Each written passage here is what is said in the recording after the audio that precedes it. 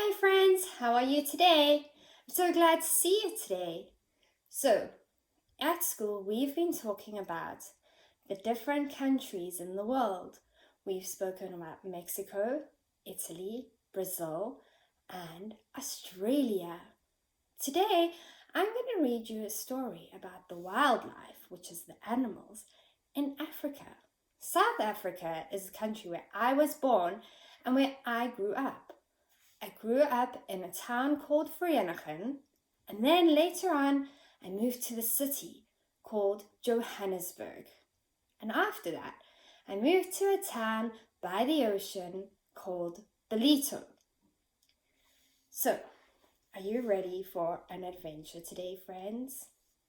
So, our adventure today, we are going to be going on an African safari with the Cat in the Hat. But before we go on a safari, what do we need? Well, first things first.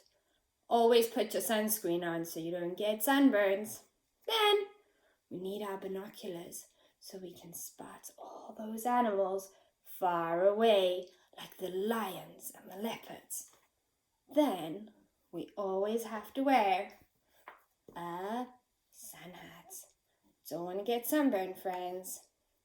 Are we ready for our adventure with the Cat in the Hat? Safari so good. All about African wildlife.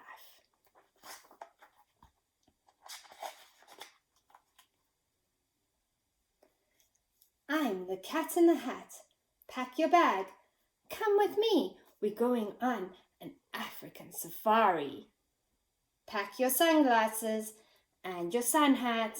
Remember your camera. Don't forget that. You've got front row seats in my animal viewer, the track we will take on our African tour.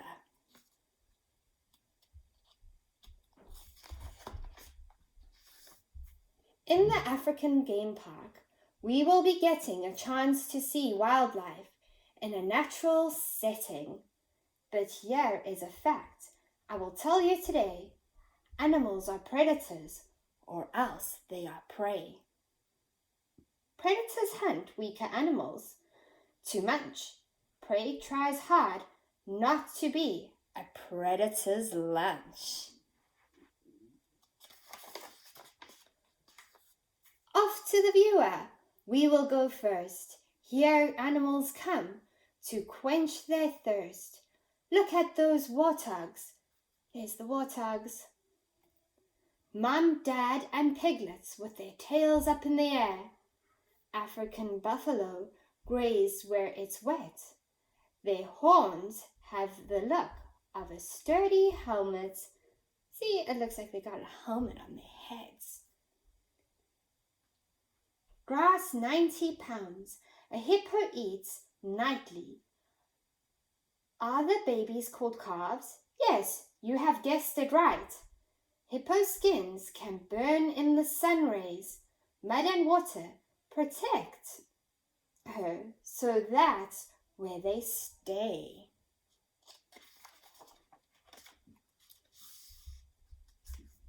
Let's move on to the lions. They are tawny hides. They live all together in groups known as prides.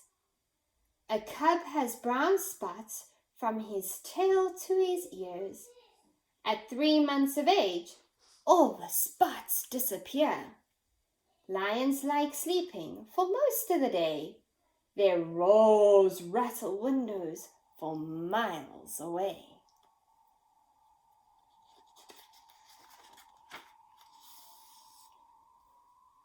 I'll name you a cat that one rarely sees. The cat is the leopard who hangs out in trees. A leopard's black spots come in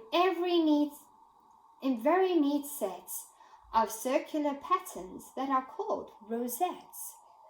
There's the patterns of the leopard's skin. She stalks, runs, and leaps to hunt down her prey. She hunts in the night and she sleeps during the day. The cheetah is covered with sleek spotted fur.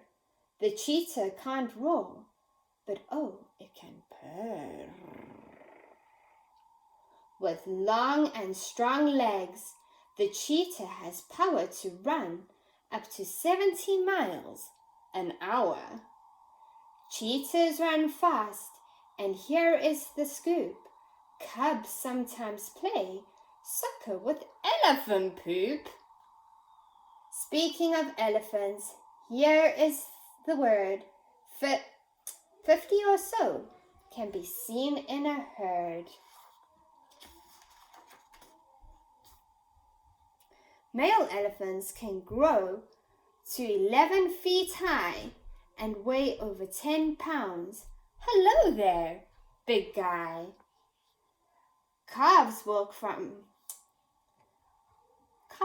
from day one and have some baby hair, which soon all rubs off due to life's wear and tear.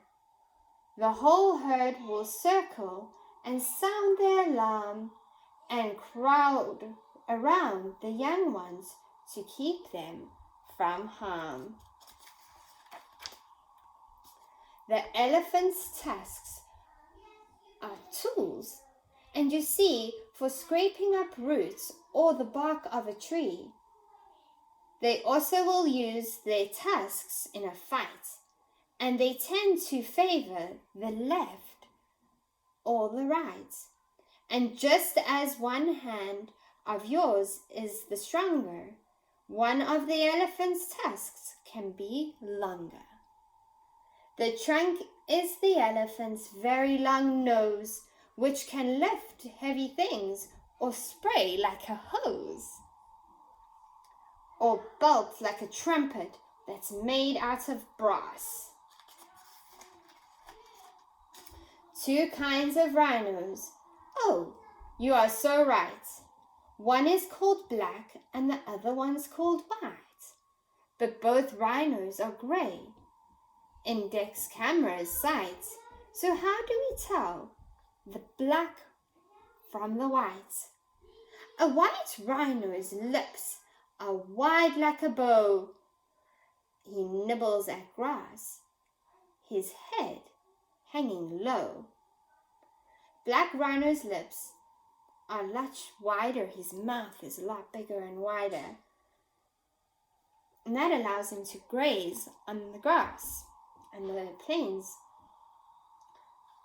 Where the white rhino has a mouth that is a little bit longer and narrower, and his neck is held up a little bit higher so that he can reach leaves of low trees and bushes.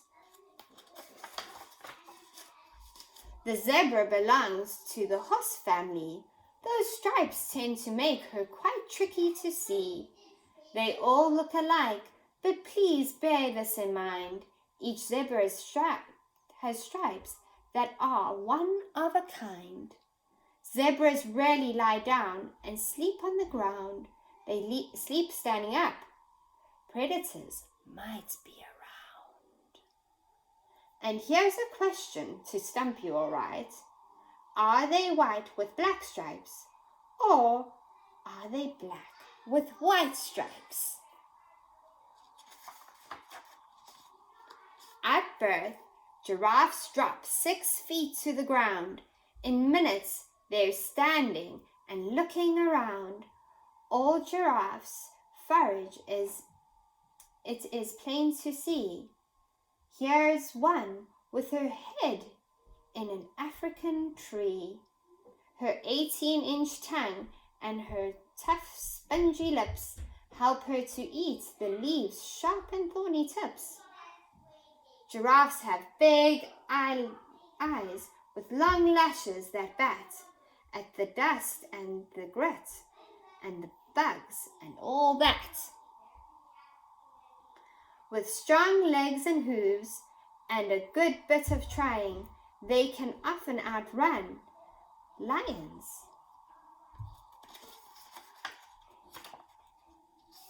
Baboons band together in big roaring groups. They hunt, eat, and sleep in these bands we call troops.